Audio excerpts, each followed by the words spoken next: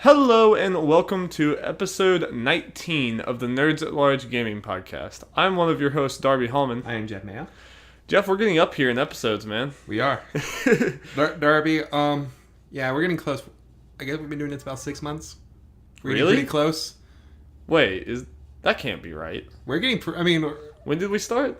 I can't remember the bud episode 19, and we did a couple episodes before that. We're getting pretty close. Yeah, okay, I was about to say the E3 stuff. We didn't count those as episodes. Those were their own thing. Yeah. Yeah. I mean, I guess it is August. Like, we're Yeah. over halfway through 2017, so. I want to say we started like in March or something. I mean, not exactly 6 months, but we're getting close. Because it was around Horizon. I remember, like, it was Yeah. not that long after. Oh yeah, that's right. Because one of the first episodes I think we officially did was me getting the Switch. Yeah, and we were talking That about was- like me getting yeah. Horizon, you getting Zelda. We were talking about Yeah, 'cause 6 months. I remember us saying like that's next week. Like we're not playing anything now, but next week's gonna be crazy. You're right. That's sorry if you're hearing things. Caesar, our cat, is the clinic cat is running around. So we're seasoned podcast veterans, basically. Oh, Jeff. yeah, That's definitely. basically what that means. Well, thank you to anyone who's actually been listening to us that long and remembers these conversations that we're talking about. I'm enjoying it. Yeah, me I'm too. enjoying it. Well, Jeff, how are you doing this week? I'm doing good. Got done with work. Finally. I gotta get ready for school. Yeah. You got a little bit of time in between, though, right? Yeah, I'm going out of town to Georgia this week, so that'll be fun. For one of them concerts. Oh, no, just going to Tybee Island and Savannah with my mom and sister. Oh, okay.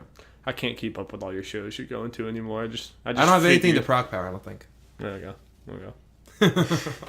Well, I just finished school, so I have 2 weeks until I have more school. Yep.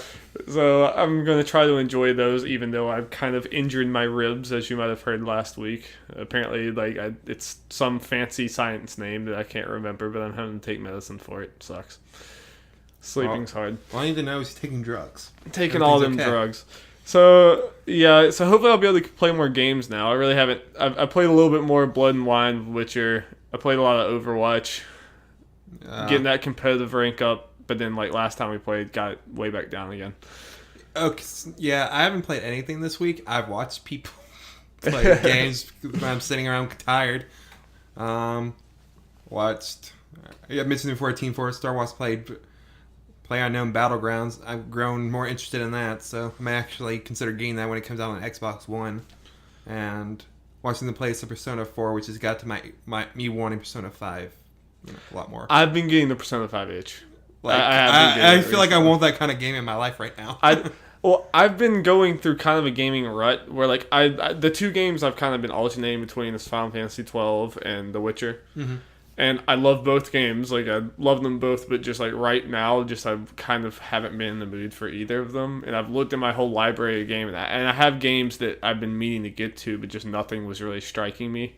Like, I played the Nier demo because I was just trying different things. Mm-hmm. And I still don't know exactly what I want right now, but Persona 5 is looking tempting. I just don't want to spend the money.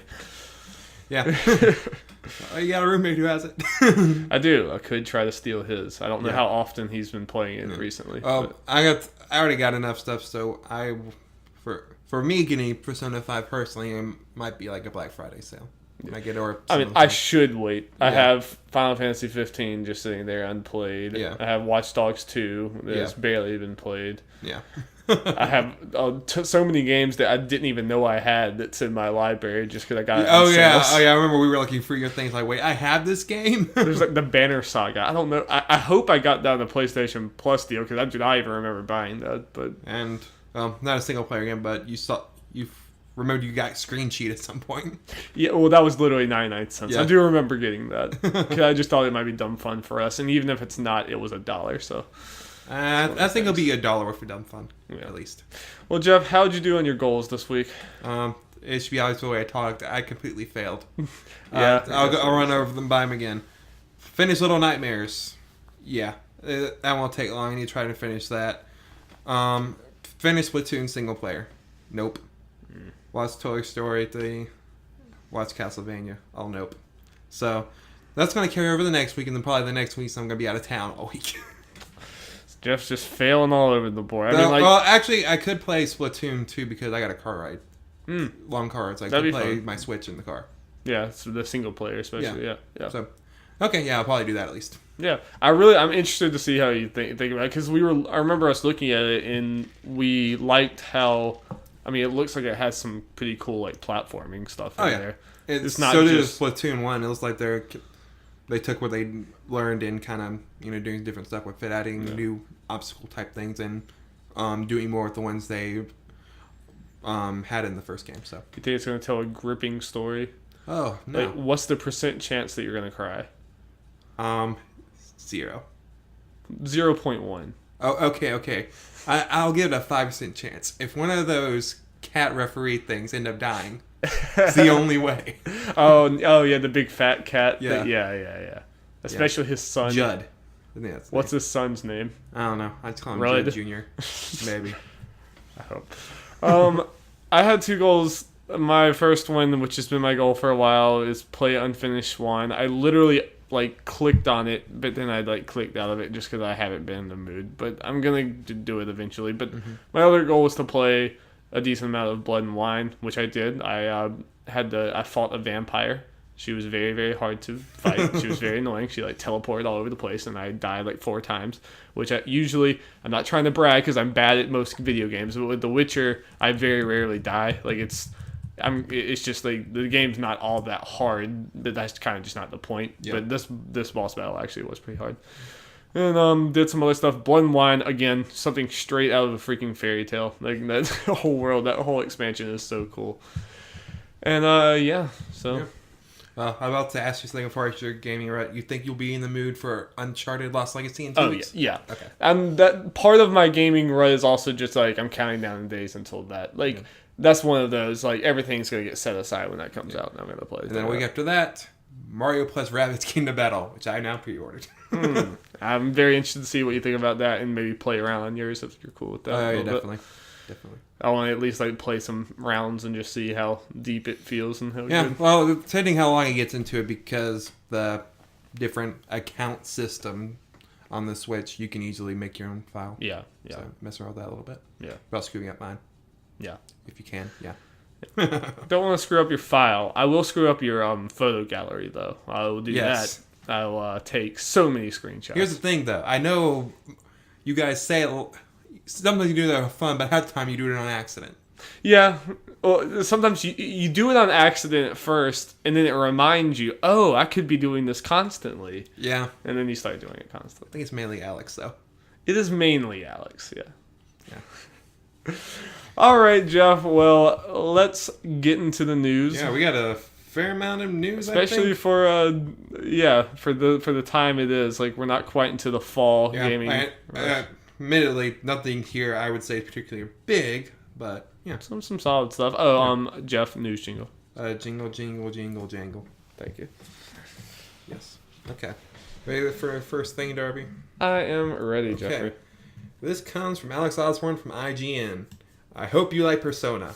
Atlus has announced 3 new Persona spin-offs, including 2 dancing rhythm games for the PS4 and PS Vita, the Vita Lives, as well as a follow-up to Persona Q for the Nintendo 3DS. The 2 rhythm games titled Persona 3 Dancing Moon Knight and Persona 5 Dancing Star Knight will be released in Japan in spring 2018. Atlus has launched a teaser site for the pair of dancing titles and released trailers for each. Additionally, Atlus launched a teaser site for Persona Q2, which contains only an image which obviously references Persona 5. So yeah, more than dancing games for all you nerds who like that shit. Yep, and of course, a lot of those nerds own Vitas. Yeah. Well, I know my roommate from freshman year, who I think listens to the show, Jacob, he loved Dancing All Night, the Persona thing. I've always I respect Persona, but I haven't really been able to play it nearly as much as I'd like. Yeah. So so I'm this could be your first full Persona game, right? But I've heard a lot of people say that they laughed at the dancing game and stuff until they actually played Persona, and then it was now they want it. They're now we really want this game. And apparently, I think the actual controls over there, it's pretty good rhythm. I heard that. Game. Yeah. Rhythm games aren't my thing in general. So. They're not really my thing either, so I don't think I would be interested in it. But for the people who are, it's cool. Mm-hmm. And another 3DS game announced. Yeah. Well, and it's cool to see them like go back to Persona 3. I feel like they focus on like Persona 4 a lot with like the nostalgia, but I think a lot of people who like really love Persona 3 have kind of, hasn't gotten quite as much of that. Or at least not recently. So that's cool. In Persona Q, I don't know if you knew much about the game or remember, it had Persona 4 and Persona 3 characters in it. Okay. And them meeting and stuff. And for Persona Q2, they again, Image obviously is about Persona 5, and why wouldn't it be? Yeah. That's the new one. So I guess we'll see if they use the Persona 5 characters will cross over with other Persona game characters or not. We'll have to see. I know people like Persona Q pretty well. I'd be interested to see if they do another of the fighting game. What was the name of that? Arena. Persona 4 Arena. Yeah. And there's like a different subtitles. There are a couple. How did that sell? Like, I think it's still pretty solid. I think it was actually a pretty solid game. That's what I've heard too. It always interested me. Like I don't know if I ever played it, but I just saw it. I'm not 100% positive, but I may have it from PS Plus. So I will check, and then we should try it out for the funsies. Yeah, I don't know how long ago that game was either. 2012 for the original Persona 4 Arena. I think there was like a sequel thing, or it might have been like a deluxe edition. I can see them doing that again potentially with 5 out. Yeah, and well, they got the Persona, Blaze Blue, whatever else, Ruby crossover thing. So yeah, I'm definitely doing a Persona 5 Arena and then putting some 4 characters in there. Yeah, that would be cool. Mm-hmm. That would be cool. Yeah. Okay. Let us know what other like games should Persona like spin off into. And now they have like a dancing game, fighting game. They had a crossover Fire Emblem kind of. Well, it's technically Shin Megami Tensei, but it was Persona. There were Persona characters in it too, right? No, I mean. Or Persona things, or was it all just Shin Megami Tensei? It's technically Shin Megami Tensei, but the general feel and everything was more Persona-ish. So yeah, underrated game. Well, I would say dating sim, but it already kind of is half dating sim. So yes. All right, Jeffrey, let's move on. Okay, this comes from Jordan Serrani from IGN. Tequila Works Rhyme is coming to the Nintendo Switch on November 14th in North America and November 17th in Europe. The puzzle adventure game will be available via Nintendo's eShop for $30 US. And all your weird foreign currencies. Yeah, or physically for $40 US. The physical release includes a download code for the game's soundtrack. Tequila Works CEO and creative director Raul Rubio Maneriz said of this announcement, "As big fans of Nintendo, we truly appreciate our fans' patience as Dentalis and Tequila Works continue working on ROM on Nintendo Switch. We are all committed to making sure all players get the high-quality experience they deserve." So, yeah. So, do you think you're going to... I know you were interested in this game. Do you think you're going to pick it up? Probably at some point. The reviews I've seen are really good, and people I trust... Some people I trust rated it more highly than others, so... Yeah. I mean, isn't it kind of... I've only seen a little bit, but isn't it kind of like a Eco... I think it's kind of similar. It's one of those things... I saw enough of it, so I'm kind of staying away from stuff. Yeah. Yeah, enough to... I love the art style of it. Oh, yeah, it's definitely. Really, really pretty. Yeah, and it seems like it would be at home on Switch. Like, definitely. Oh, yeah, definitely. And unfortunately, they got to do this weird thing where the physical edition has to be more because of the carts than digital. Yeah. So they're throwing in a bonus thing for the physical to make it look better. The soundtrack, yeah. Yeah, I'd be 100% physical probably if it was the same price, but now I'm probably going to go digital. Yeah, it is annoying that they... I feel like that's still kind of a flaw in the Switch thing. Yeah.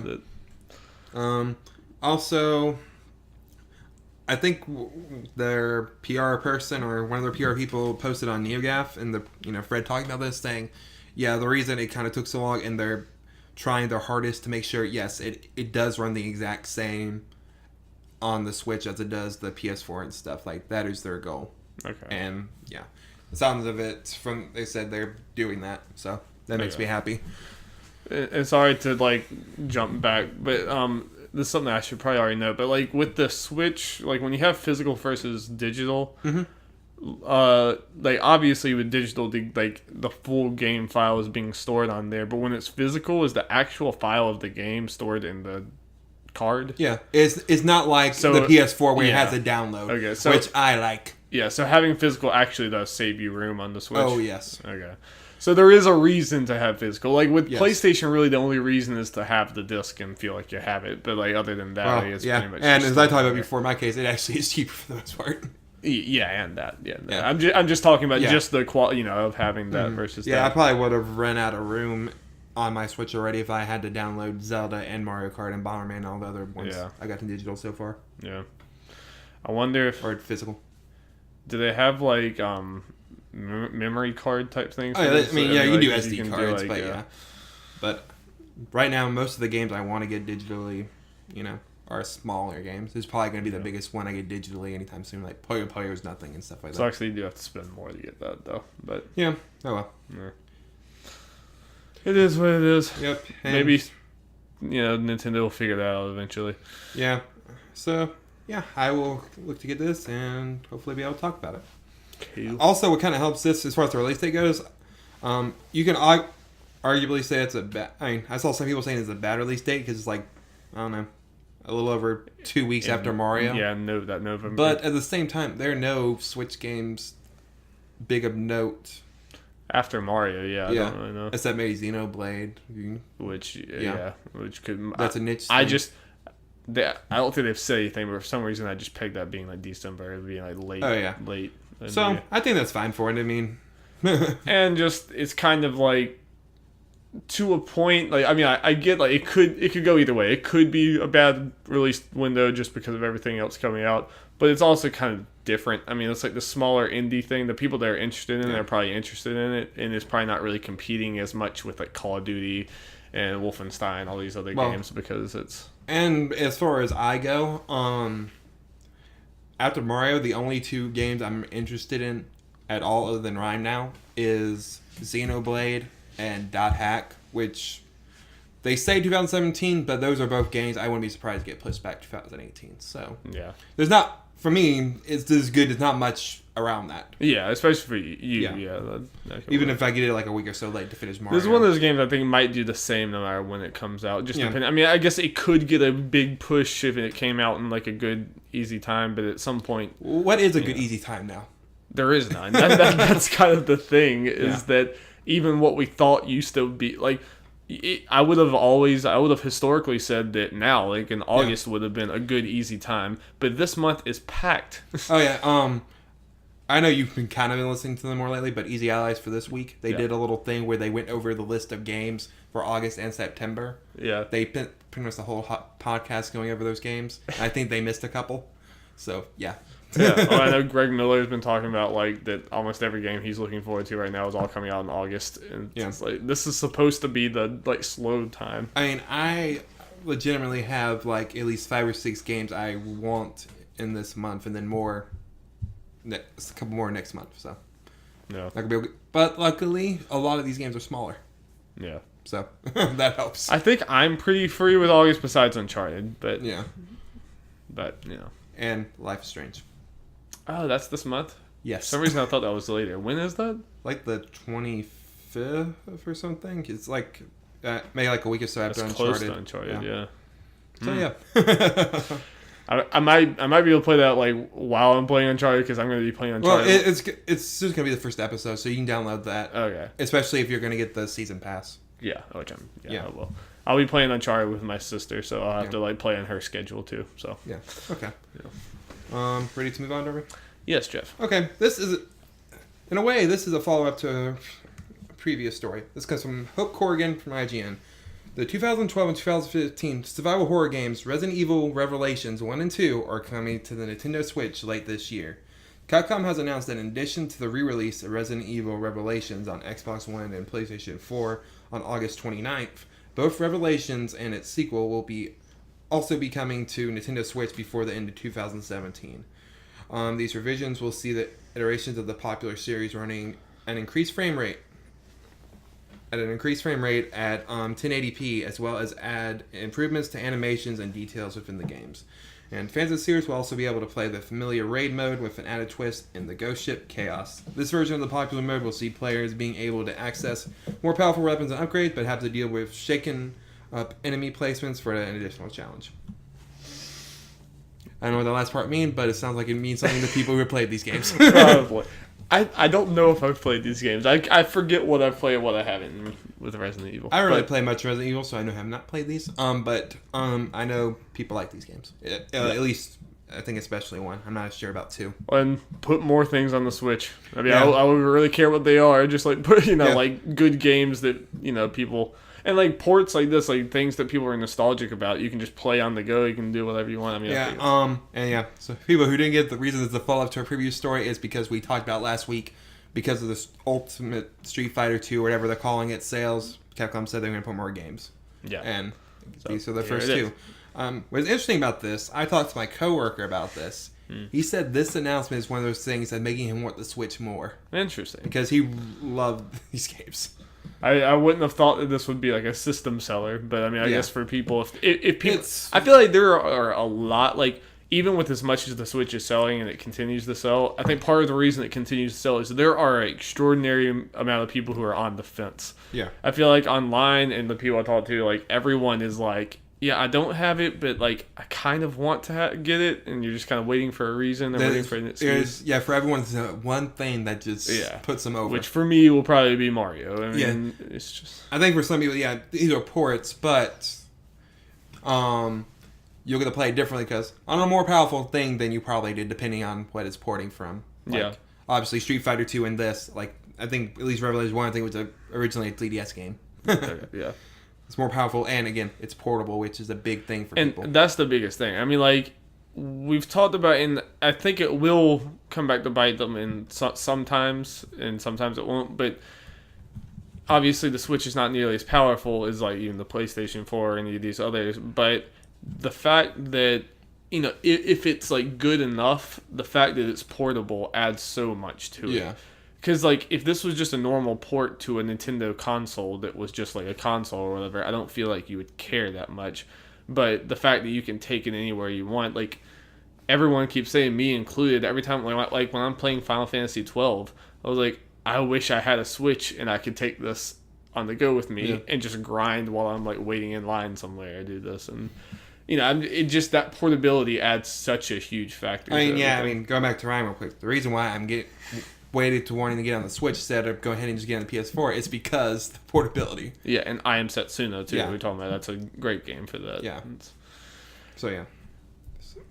Yeah, I mean the Switch is special with that. I mean, like, especially those ports that, like, you're just revisiting something. Maybe you're not going to dive too deep into it, but you can just kind of play it no matter where you are. Yep. So I guess we'll see later what other games Capcom decides to bring over. I'm waiting to see, like, maybe Capcom eventually will start, like, I mean, now that these, especially if these end up selling well too, like Street Fighter 2, maybe they'll start actually making some games for the Switch, like designed from the ground up for the Switch, like Mega Man games or something like that. Maybe we'll get that Mega Man Metroid crossover people have been talking about for years. They've been wanting. I mean, like, now is if it was ever going to happen, now is more of a time where Nintendo seems to be more open to that. Yeah. So. And Metroid's back. Yep, Metroid is back. That's in September, right? Yeah. And you're talking about getting that one. I do want it. Yeah. Okay. Ready for the next story, Darby? I am Jeffrey. Some of the most exciting news for Jeff. For Jeff. Yes. Me too, but for mostly. Yes. This comes from Sal Romano for Gamatsu. And I'll take a little bit before we get to the crazy part. Dog Hack GU Last Recode will launch for PS4 and PC in Japan on November 1st for 7,600 yen. The latest issue of Weekly Famitsu reveals. In North America and Europe, the game is due out this fall. The magazine also reveals that in addition to the remasters of Dot Hack GU Volume 1 through 3, it is also getting a brand new Volume 4 titled Or Dreams, the Snakes That Spin the World Dream. I'm going to just assume that's a bad translation. Famitsu has an introduction to the girl character said to be key to its opening and story, as well as an introduction to protagonist Haseo's fifth form, which debuts in the volume. There's a lot more information there if people want to look at it. I'm not really going to go into it because it has some story spoilers, just in case people want to try this out for the first time. But I'll say this about his new form. People who do not know, for each new form for Haseo, he gets a new weapon type, and they've revealed in the magazine he's going to get a whip sword in this transformation, which makes me like Ivy. Yeah, pretty much, but it's bigger. Okay. So, Jeff, you were like the dot hack expert. I want to say expert. I am just novice and a student of this world. What exactly does a fourth volume mean? Like, what is a volume?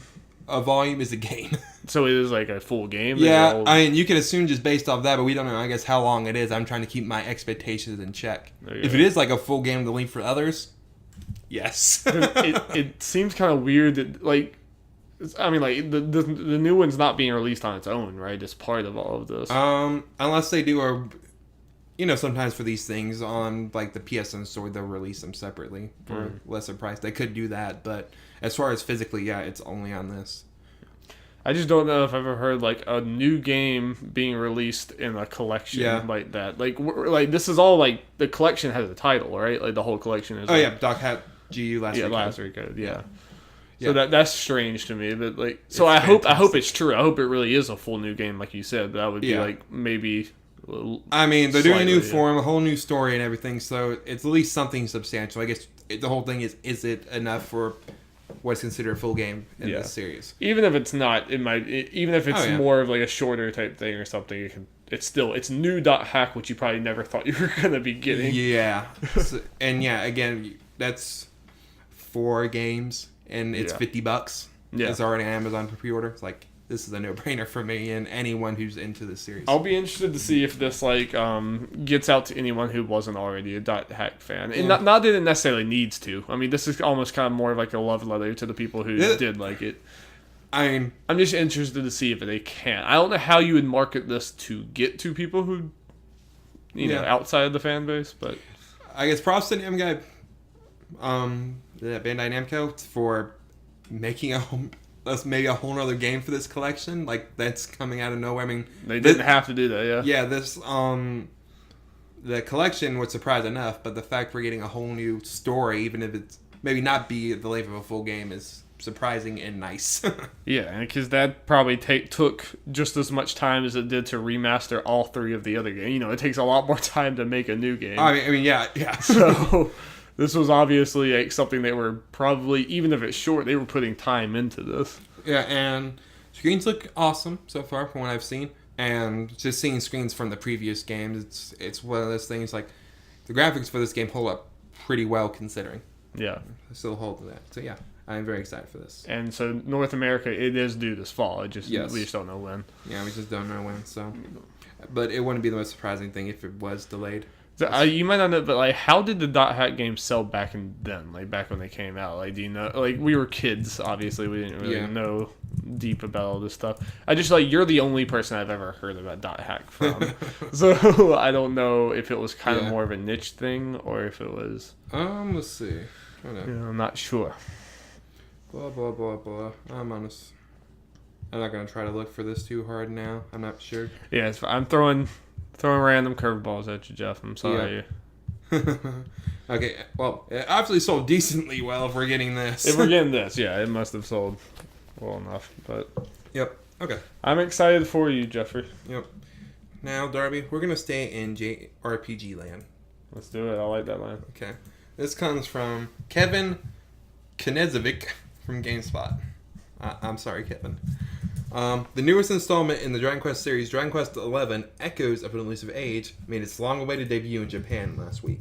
And despite its short time on the market, the game has made an impressive impact so far. Japanese publication Famitsu reports that the RPG sold over 2 million copies in its first 2 days of availability. Dang! And according to Famitsu, the PlayStation 4 and 3DS version sold a combined 2,080,806 units from July 29th to July 30th. Famitsu reports that the PS4 titles sold 950,000, while the 3DS version sold 1,130,000. So, yeah. To the surprise of no one, the 3DS sold more, but it's pretty close. That's the more surprising thing. Yeah, decent, but it's just because our cultures are different.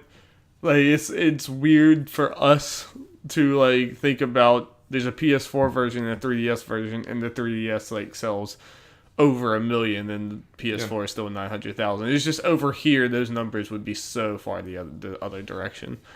But still, like, I mean, that's weird enough. But 2 million copies in 2 days in Japan, one region, in one region. Yeah.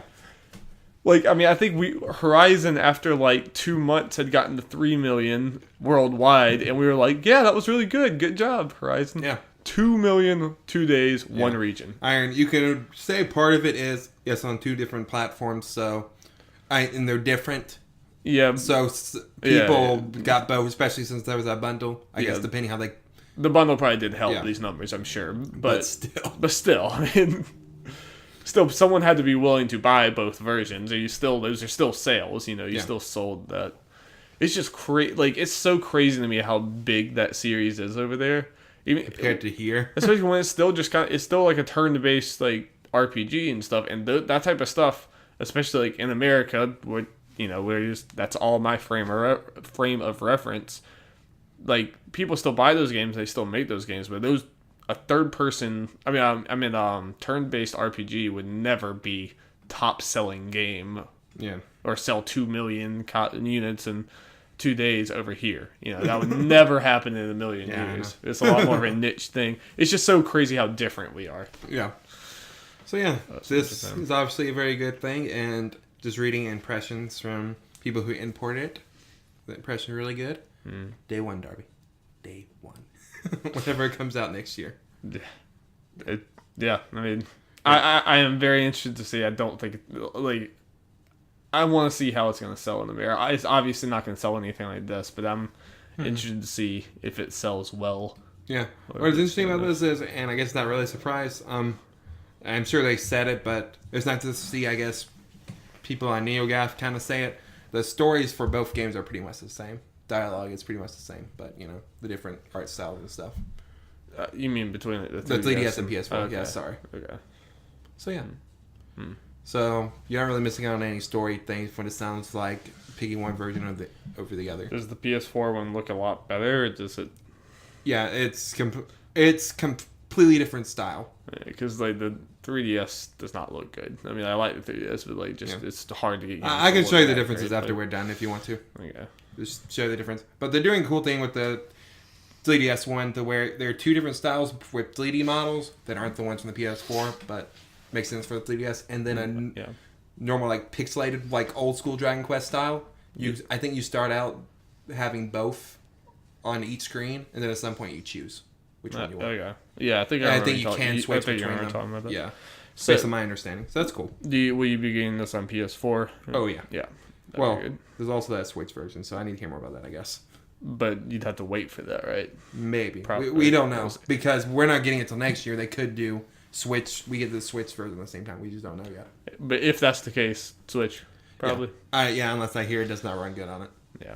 So yeah. Well, that's exciting. Okay, next story. It's a little different. I'm not actually pretty sure how to explain this one.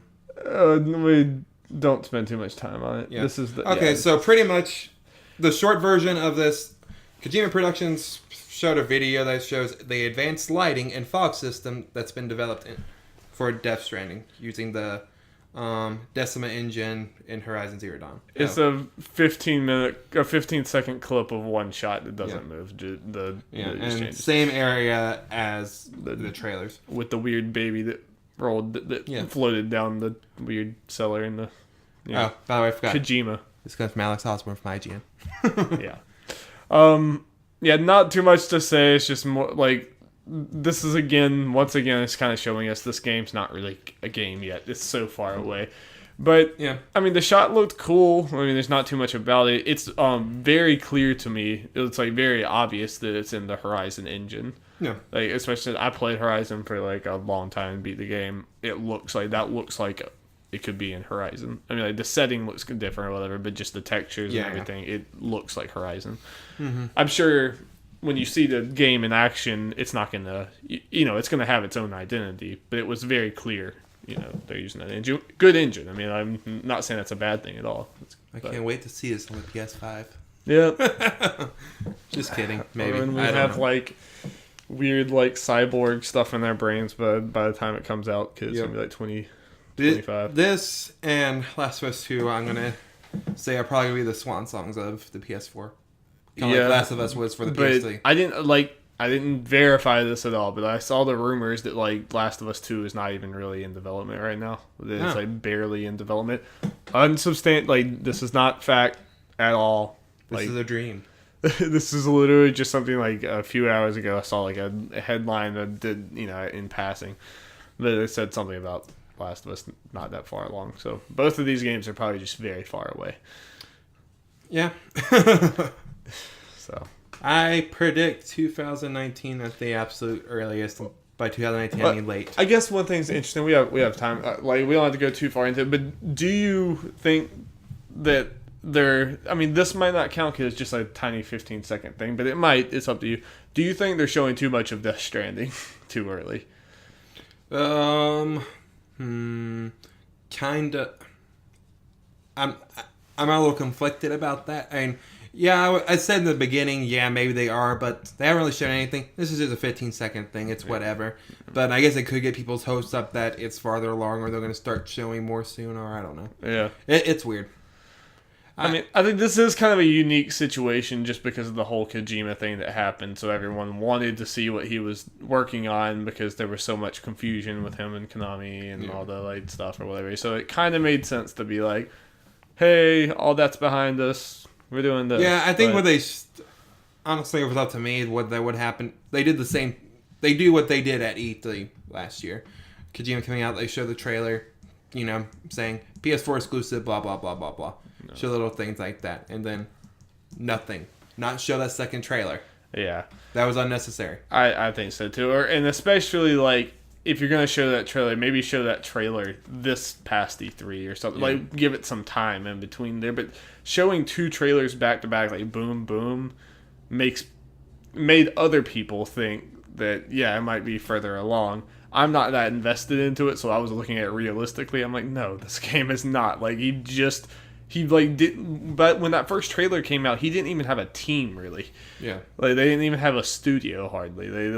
They were still, like, shopping around for, like, an engine. Based on my understanding, well, at the time the first trailer came out, Metal Gear Solid 5 hadn't been out even a year. No. He just left Konami the end of 2015, yeah. And then, show that trailer middle of 2016. Yeah, and when you show things that early in development, you run the risk of, like, the final product, like, by the time you get out, it's changed. And, like, what you showed in those trailers aren't at all indicative of the game because your creative vision changes, as you go on. So I definitely think, like, this is fine. This is just a tiny little thing to be, like, the hardcore people who are really into it, to give them something like, hey, look at this. Yeah.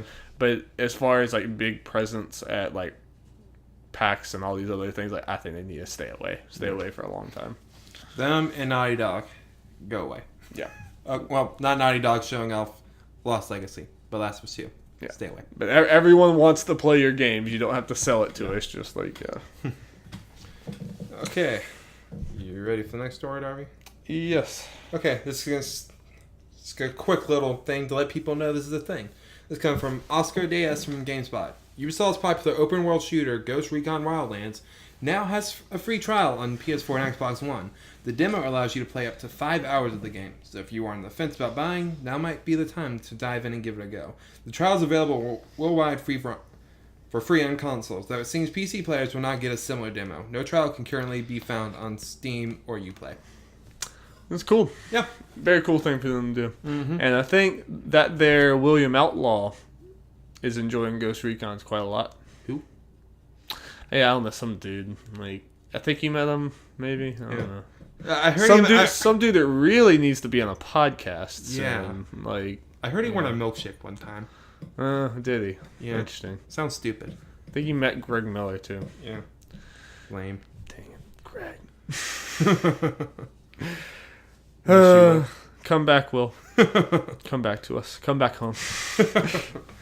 Okay. Well, I think that's all we can say for that. I guess other than, do you think you'll try this out? Yeah, if it's free. Yeah. If it's free, I might not played a full 5 hour thing, but I might, I'll give it a go. Okay, wait. Based on my understanding, it goes recon. It's a multiplayer thing. We should sync up and try to do it at the same time. Yes. We should. Yeah. And maybe try with Will. I don't know. Wait. I mean, and we could, or Alex and Anthony could, if it's free, we could all try to sync that up. Okay, good plan. Ready, break. Yeah, let's do it. Will, talk to us. We can do it with you too. Our people will call your people. I mean, he'll be so much better than us, but he can carry us maybe. Well, I can't play shooters in generals. I don't play shooters in general, so I'm gonna be a liability. Okay, Dory, ready for the next one? Yes. Okay, this comes from Lucy O'Brien from IGN. Overwatch's seasonal summer games will return Tuesday, August 8th, and finishes on August 29th. So, probably by the time you're hearing this, it might have already started. Though not a major overhaul of last year's format, the Overwatch Summer Games 2017 will feature new skins, the return of the Summer Games 2016 skins, and a new Sydney map for the Summer Games exclusive brawl, Lucio Ball. Lucio Ball will return with an additional map, Sydney, and matches will rotate between this new map and the Rio Stadium. Lucio's abilities have also been tweaked. The ability to boop enemies has been removed, and his ultimate will now increase his speed of his boop rather than pulling the ball towards the player. Wait, he can't boop people anymore? Yes. What? I don't know. Overwatch Summer Games 2017 will also introduce a second competitive mode in Lucio Ball, which will allow players to place and rank. Darby's really upset about the boop. I am very upset about the boop. Or is this just in Lucio Ball or something? Or is this... yeah, this is just in Lucio. Oh, okay. Yeah. I thought he couldn't boop in general. I was like, wait, what? Oh, yeah, it's Lucio. That's part of Lucio. It's annoying because I don't really play Lucio, so I get booped more than I boop. Yeah. But also, I guess a fun thing, if I read right, I didn't put all that in here. I think they're making it so the skins from last year, or the legendary skins from last year, are the same price as normal legendary. Yeah, they're skins. only 1,000 instead of 3,000. So. Yeah. I think that's cool. Since they already have this stuff made, it's easy to just set it up again. So I mean, and there's a lot of new players who didn't get to play that. Yeah. I wish that they would, Darby, or they can keep it in there. I know, yeah, that's where I was going. This is nice in comparison to never seeing Lucio Ball again. But why not just keep the dang thing in the arcade? I don't get it. Yeah. Didn't they take out a DLC mode earlier this year that wasn't even seasonal related or something? No, well, maybe the 3-on-3 we know, but they have the lockout 3v3 and 6v6, which I know you haven't played in forever, but it's basically you can pick all the different characters, but when your team wins, the 3 characters you're using, you can't play with those. Yeah, there was something like that. I was like, why don't you keep this one at least? They might have taken out the original, where it wasn't lockout. That might be gone. It might only be lockout now. Okay. I'm not entirely sure because the only version we've played has been lockout since then. So, but I mean, there's been lots of Overwatch modes that have come and gone. Stupid. Yeah. I mean, they do it so that they can have a big event around having it there, but stupid. Just have big events. The event should be, hey, there's a new mode. But then it should be able to stay. It should be able to stay in there, afterwards. It's a little annoying. I guess also something to gather from this is other seasonal modes will come back, when the season rolls around, the Halloween one. All right. And the May Snowball one, yeah. I assume. Yeah. Yeah. They need to make a better one. I ain't like the May Snowball one that much. Yeah. It's the only one that's popped in my head. Yeah. Yeah, I get you. Or at least the seasonal events will come back. They could change the game modes if... No. Yeah. Could tweak it and do some different things with it. Mm-hmm. Overwatch is going to continue to be just fun, though. Such a fun game. Yep. Hey, Darby, you ready for the next story? I am, Jeffrey. This comes from Alex Giladov from IGN. Man, we haven't heard from him yet today. Oh, wow. Really? Yeah. It took us this long. Come on, get on it, Alex. Yeah. Capcom has revealed 2 new fighters for Marvel vs. Capcom Infinite. Capcom announced the 2 characters on Facebook, the first of which is Marvel's Dormammu, who first appeared in comics in Strange Tales number 126 in 1964. Just watched Doctor Strange the other day. I think he isn't Dormammu from Doctor Yeah, Strange. since you mentioned it. It was in the article, but I didn't know that was a spoiler or not, because I didn't know much about Doctor Strange, so I took it out. Oh, it might be. I don't know. I haven't watched it, so I don't know. Don't get me wrong. Doctor Strange was fun, but I wouldn't worry about spoilers that much. It wasn't that good of a movie. It's okay. Like you could probably predict the plot of Doctor Strange right now, so it's Yeah. Okay. The second new fighter is another returning character from Ultimate Marvel vs. Capcom 3. Gargoyle Quest Firebrand: The Red Blaze. The two were revealed together in a Marvel Comics variant cover. Capcom will reveal the first gameplay footage featuring the two fighters during Gamescom on August 22nd. So yeah. more characters. Yeah. So I don't know what this looks like in the Dormammu. How do you pronounce the name? I think it's Dormammu. I'm going to Dormammu because it sounds funnier. Sure. And that's fine with me. What do you even know what they look like, Darby? I have Other not, than the comic one? I have not seen Or the them, movie like, one? no, not in the. I should just click on the article. Yeah. Alright, Because you'll recognize, like, oh, those guys. let's look at Dormammu. Those guys. Okay. Yes. Yes. Yep. They have other pictures. Okay. Kill. Yep. They're fighting. I think from what people were saying, I think Dormammu is kind of a deep cut. Like, not really expected to be in here. But he's in the last game. Yeah. Yeah. You know. Mm-hmm. Okay. So, yeah. I mean, I don't know what... we've talked about a lot about Marvel vs. Capcom. Yeah, but, yeah, I mean, they were in the last game, but, yeah, these would generally be considered deep cuts, so more of that's good. I think, like, even if you have to sacrifice some other ones, I like when they go for some deep cuts. Yeah. You know, it makes it's really fun for the people who do care about them, and even the people who don't care about them, you can end up getting to know them kind of by playing. You know, you learn the characters, so it's. I think it's interesting. Ready to move on, Darby? Yes. Okay. This comes from Joe Scrabbles from IGN. First time from him today, too. Crazy. Super Mario Odyssey is the first mainline Mario game rated higher than E. Parents need to hide their kids. Yep. Granted, at an E10 plus rating, it is not as though we'll hear Mario chucking cusses. But Super Mario Odyssey is the first mainline Mario game to receive higher than an everyone rating from the ESRB.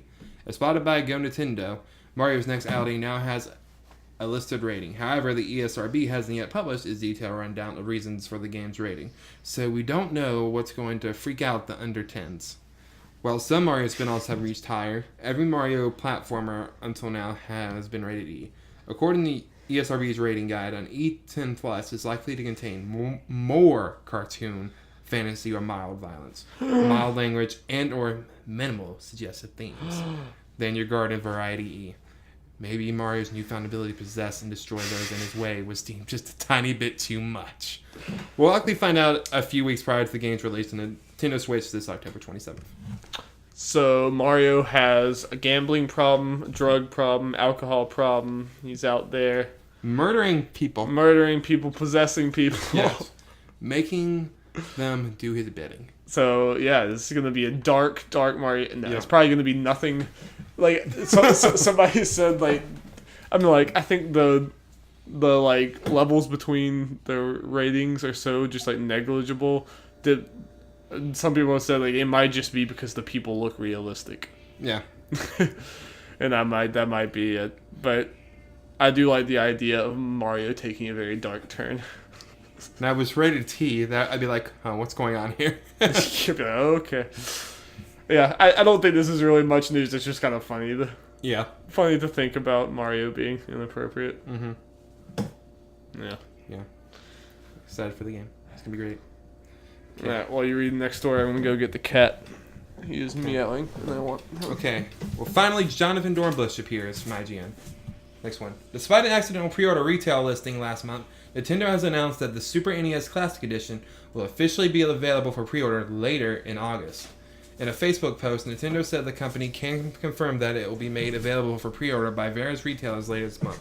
And now our views have skyrocketed. We have a cat. We did it now. Yep, we made it. We have sold out. We've become the best internet podcast. Yep. While declining to mention a specific number, Nintendo said a significant amount of additional systems will be shipped to stores for launch day and throughout the balance of the calendar year. Nintendo told IGN it intends to produce produced significantly more SNES Classics than NES Classics, which Nintendo had shipped 2.3 million units of worldwide before its cancellation this year. So, are you gonna be on refreshing your page? I guess, I don't know. Part of me is like... You think you're gonna get lucky twice? Probably not. But part of it is I don't feel like I don't feel like being glued to my computer screen 24/7 just for the sake of getting this thing. Yeah. When I should be able to, even if the pre-orders run out, be able to get it like when it launches shortly after.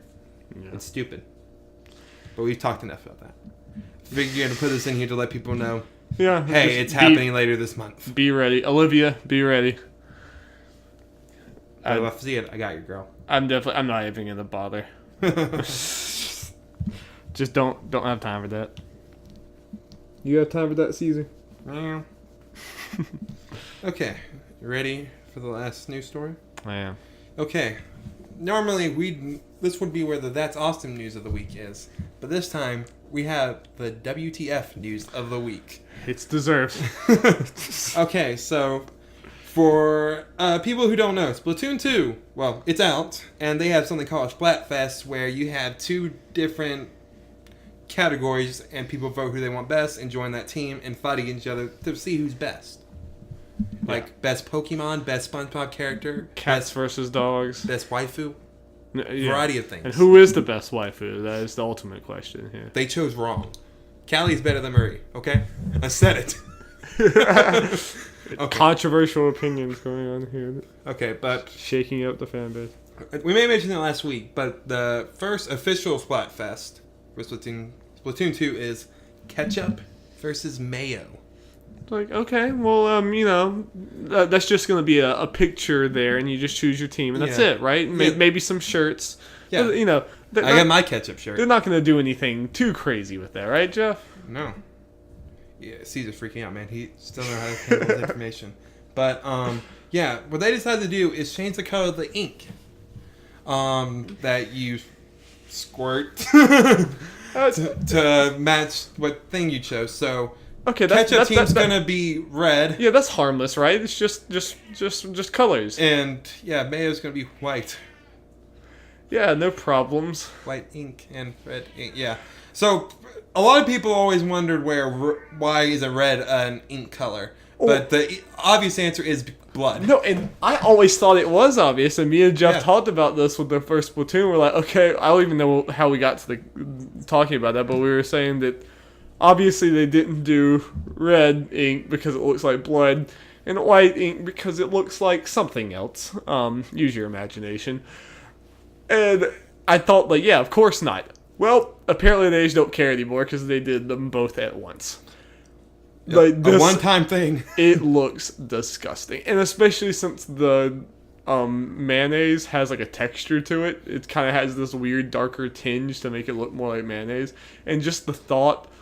a bunch of kids are running around shooting ketchup and mayonnaise at each other kind of makes me want to throw up. And when you kill someone and they just explode in red.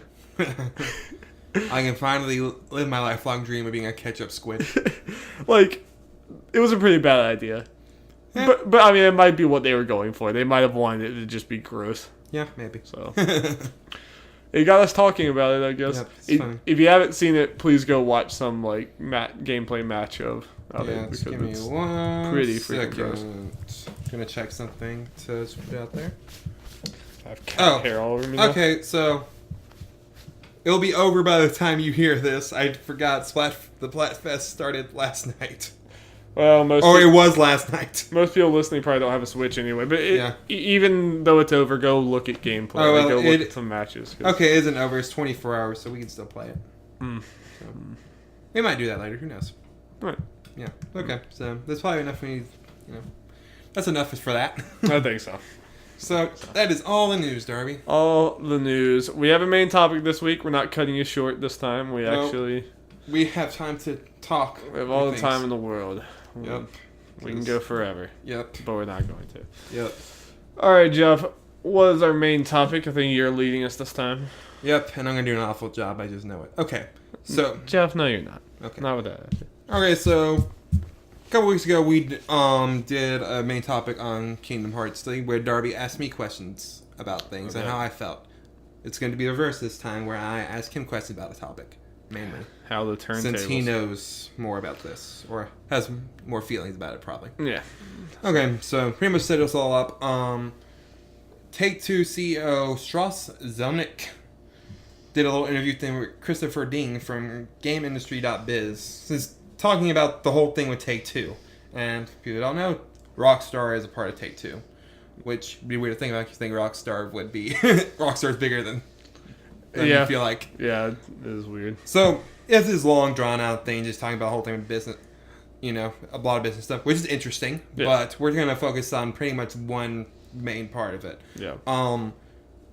Again, focusing on Rockstar. They talked about how Grand Theft Auto Online, obviously done extremely well, and that's probably why Grand Theft Auto is still selling. It won't stop making money. Yes. And this is an obvious thing, talking about how that Grand Theft Auto Online has transformed the way Rockstar handles its activities. Yeah.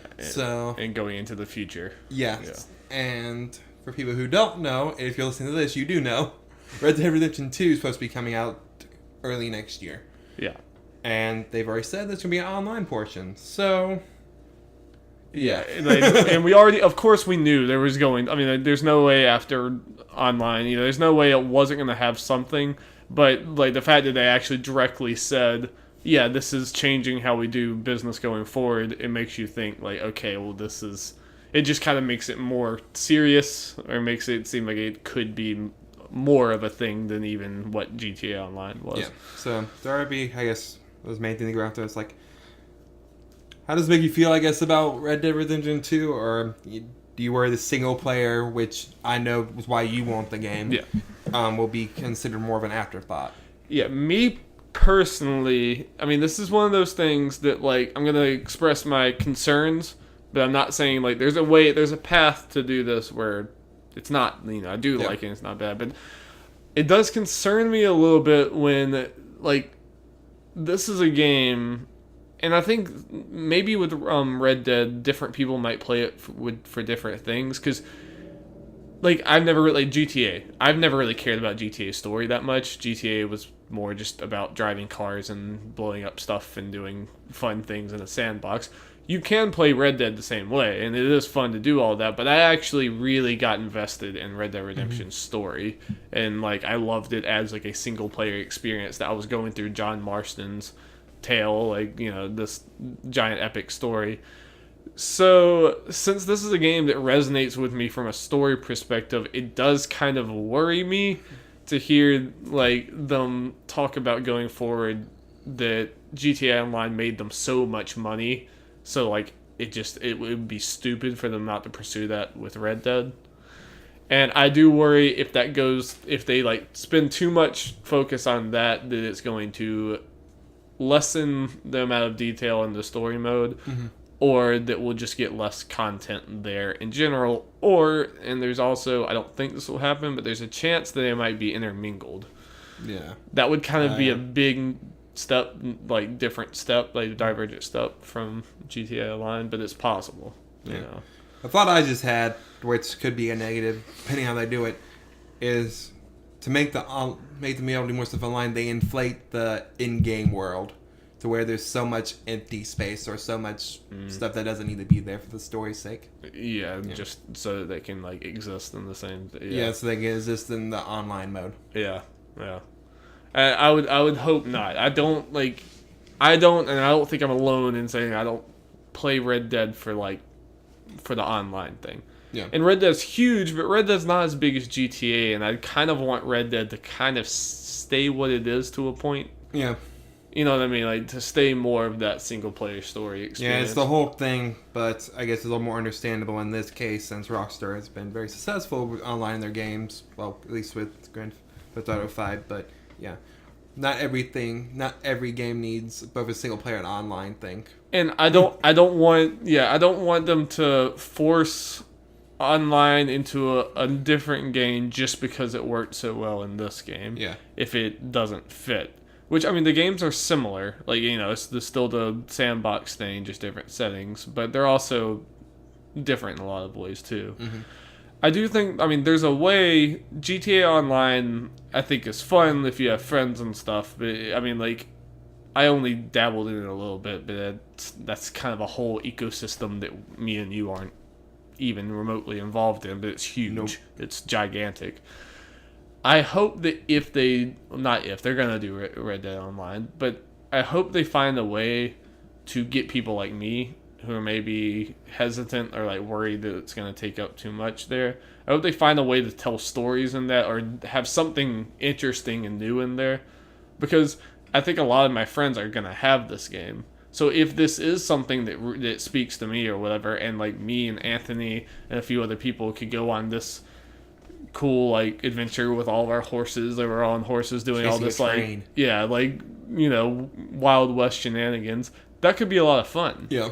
So I hope that I will want to play Red Dead Online. Let's see. Just even if it's good, I still think they need to be two different things like that. Yeah, it's gonna be interesting to see, I guess, what their focus is, or they split it, or how the online may make the campaign for 2 compared to campaign for 1. Yeah, and I mean, it could just basically be a clone of the same way they do GTA Online, which would work. I mean, the single player for GTA was good. So, but how would they be able to match the customizable cars?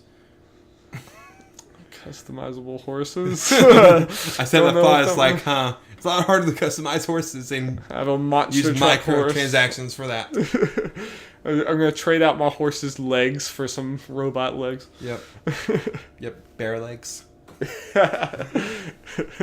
Is my bear horse. Yeah. You give your horse a new paint job. Yep. He's a zebra now. Oh, wow. That could be something. A zebra. So yeah, I guess one other thing is, we saw Grand Theft Auto 5. Well, I guess I didn't see it, but at some point they said, "Hey, we're gonna have single player DLC and story DLC."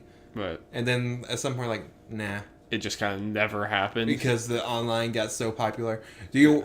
They kind of shifted. They shifted the attention, definitely. Yeah, you talked about how they had Red Dead Redemption had single player DLC that felt like a whole different game. Yeah, Undead Nightmare was awesome. It was and even though the GTA games like Ballad of Gay Tony and all those, they had like awesome single player expansions that GTA 5 didn't have. Yeah. So do you worry that they might repeat that with Red Dead Redemption 2 by not really having a single player DLC thing? I definitely worry about that, just because it just might make more financial sense to focus on online expansions instead of single player stuff.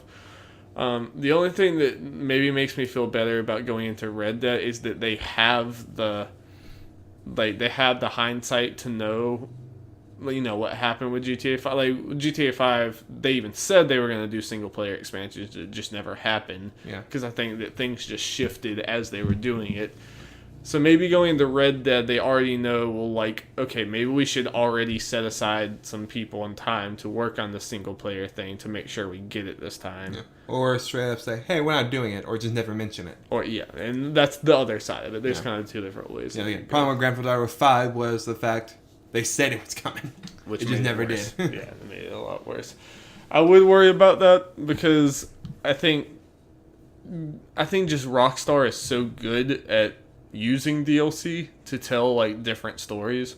Like, it's a lot of DLCs for games that kind of feels like, well, this could have been in there, or it's just this is kind of just a little half step towards something else, but it's basically just a new skin or a new story on something else.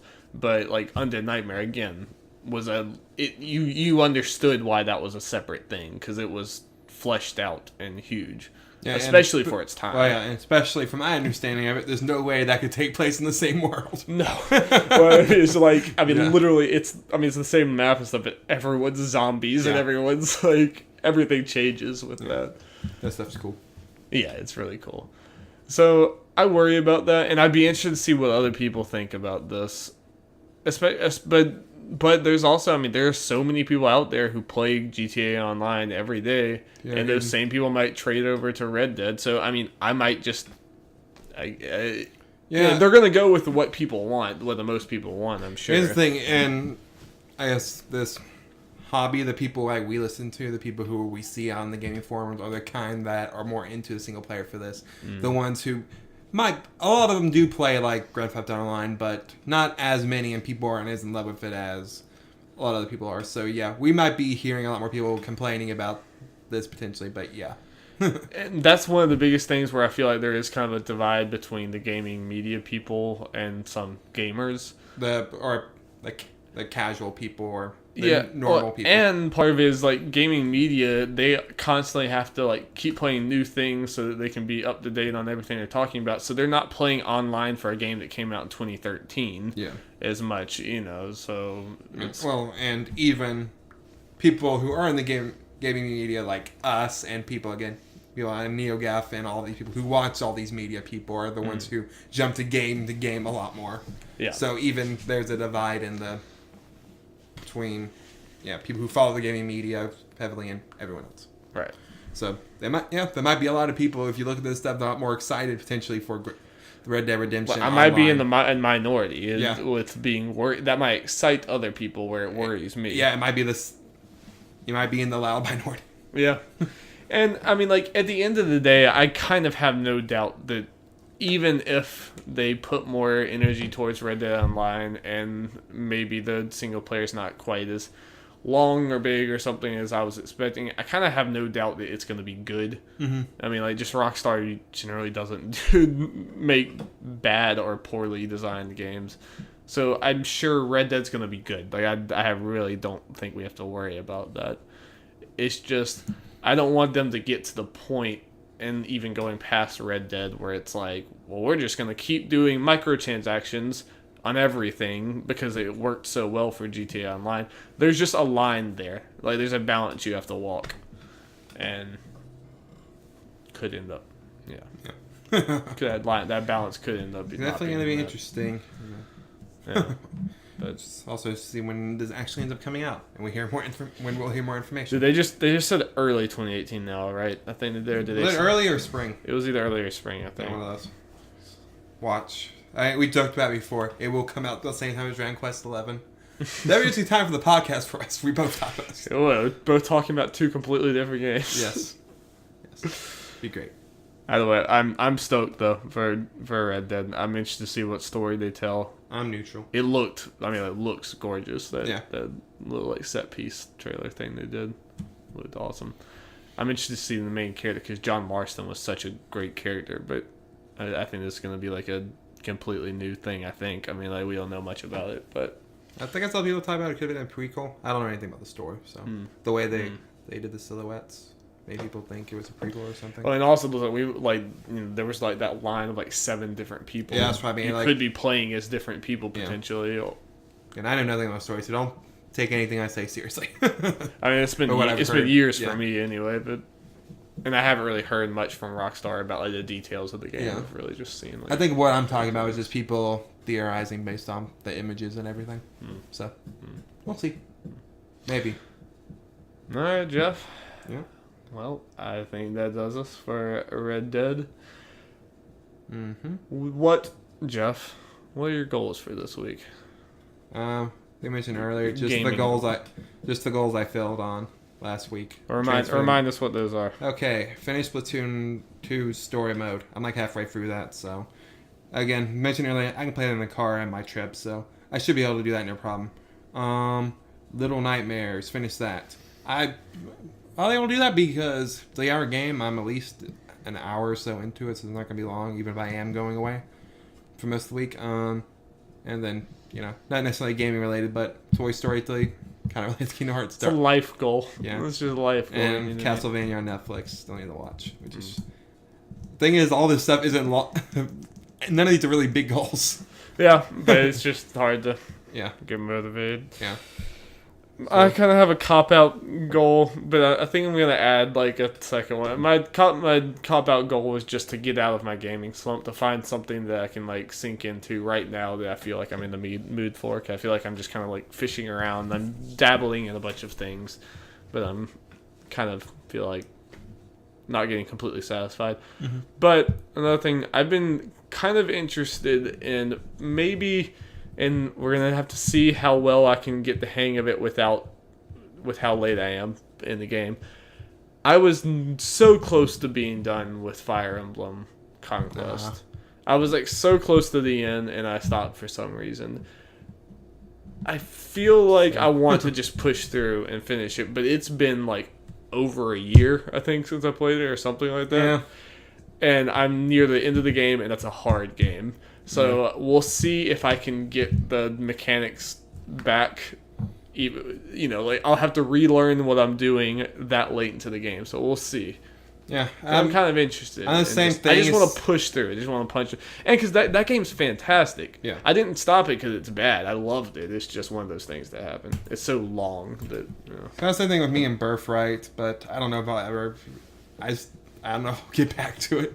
Yeah. Again, I was like you, close to the end. Yeah, just getting the hang of everything, figuring out who was I using, what did they do, what are their limitations. It would be rough. It'll take me a while to get back into. Plus, I think I was on the hardest level in Birthright, so. So yeah. Plus, part of me's like, I mean, I could do this. Let me put it this way. Since I'm almost done, I got my hours in to make it worth the money and everything at least. So it was totally worth the money. I put a lot of hours into the game. So I might potentially just wait till Fire Emblem Switch. We'll see. Yeah, fair enough. Oh, and I think that like it's kind of this might be a topic for another day, but I think it's kind of like we shouldn't have the attitude that so many people do that it's like, oh, well, if you didn't beat the game, then you didn't like truly, or you must not like the game, or you didn't like. Yeah. You can't talk about it, or you're doing this or whatever. Just, or, you know, there's some like negative connotation to like, dude, we're busy. Like everyone's busy or whatever, and you should play what you want to play. Mm-hmm. And I think just because you didn't beat a game doesn't really mean anything on that. It's just like Witcher, like I was saying, Witcher and Final Fantasy 12. I'll get back to them, but like, I don't feel like playing them right now. Adore both of those games, but not really like scratching the itch for me. And I think that's fine. You know, that's perfectly fine. Like, as a kid, I would have just kept playing Fire Emblem forever because I had so much free time that I needed to do something with my time. But now, like, after I put, like, freaking 60 hours or whatever it was into the game, I was kind of tired, you know, and, like, I wanted to move on. Or something else came out that I wanted to play, you know. Mm-hmm. I think that's fine. Too much variety. Yes. I mean, well, it's a good thing, though, because, you know, sometimes you just want to lay back and play, like, a more story-oriented game that doesn't, not as it's stressful in a different way, but you know what I mean. yeah. There's definitely different moves, and it's good. We have games for whatever mood we're in. I have Overwatch that I can just jump into. And I even played Rocket League the other night. I couldn't sleep because my freaking ribs being all dumb. So I was frustrated because I couldn't sleep, so I just played a podcast and played Rocket League, and I didn't get destroyed, Jeff. Oh. Hey, Darby, to think, once you get your Switch, you know, you have those games when you just jump right in. You might soon have to make the decision between Overwatch, Rocket League, and Splatoon 2. Which one do you jump in? Those are all three good candidates for that. Yeah. I'll probably end up getting all three at some point. It'll just be like, which one do I... I mean, it's variety. You can switch it up. I'm excited to play Switch on the go. Like, I feel like that would be such a fun game to just... You're sitting here, like, just pull it up and play some Switch. You mean Splatoon? What did I say? You said play Switch on the go. For a second, I thought, yeah. Like a sign, then you said, like, this particular game. I was like, I'm sure I know what you mean, but... The great Switch game, Switch. 1-2 Switch. Yeah, I can't wait to walk around and play 1-2 Switch in public. That Milking a cow. Yeah. No, Splatoon. I'm sorry. Yeah. I'm freaking... Such a good game. I'm not getting a whole lot of sleep recently, Jeff. It's bad. Yep. Well, thank you guys for listening to the Nerds at Large Gaming Podcast this week. Listening along with us. Yes, listening. I think I said that again. I was listening to another one we did. I said that again. I said listen to it along with us again. I don't know why. That's a thing that I'm saying. It doesn't make any sense at all, but whatever. Anyway, if you enjoyed this, make sure you go subscribe to our Twitter, Nerds at Large, Facebook's Nerds at Large, YouTube, Nerds at Large. If you like Game of Thrones and movies and other type of TV shows and stuff, I think, when you talk to you will, but I think Jeff wants to do like a thing for the Defenders when that comes out with Will. 2 weeks, Will. Yep. Let's do it. We're doing week by week for Game of Thrones. We're doing spoiler casts. Yep. And some other things we might do. BoJack Horseman coming out on Netflix soon. Just do a whole season thing. Yep. Rick and Morty started. Might do a whole season thing for that. Yeah, we'll see. Some ideas. And going back, we've already done one for Guardians of the Galaxy, Spider-Man, and Wonder Woman. So if you want to listen to us talk about those three. So if the trend continues, expect for Ragnarok and Justice League. Yep, because we are nerds. Yes. So you can find those on podcast services at Nerds at Large Spoilercast or just on YouTube. All that stuff. Nerds at Large. Yeah, games and Spoilercast are on the one thing. Yeah. And I think that's all of our stuff to plug. I'm trying to get better about plugging stuff. You know how it goes. All right. Well, thank you guys so much for listening. We will see you next week. Yep. See you later.